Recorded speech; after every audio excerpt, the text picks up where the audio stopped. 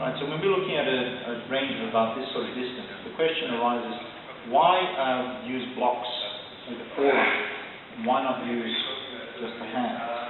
So for example, if we're at this sort of distance, and then using boxing type gloves, I can deflect downwards, and that can be quite effective.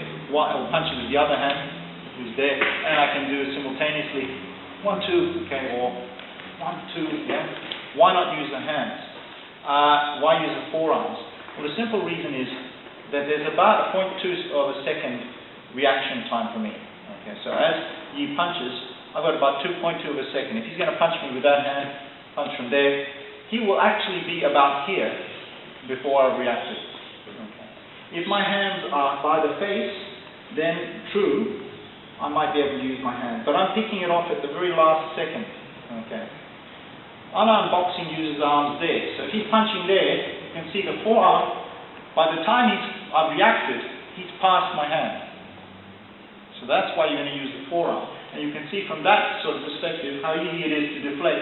With a very small movement, all I'm doing is that, bang, okay? Or punches the other hand, 1. Or does a hook or a cross, can move in there, okay?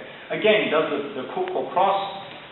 You can see, I sink my body a bit, and as he's punched, don't hit me, but there, he's about here by the time I'm reacting, unavoidably, because it's 2.2 of a second. Of course, none of this applies if I want to punch him first, but that's another story. Let's assume I'm reacting, we're in what I call the melee range. So I could kick from here, okay, he could kick, or we could punch, okay.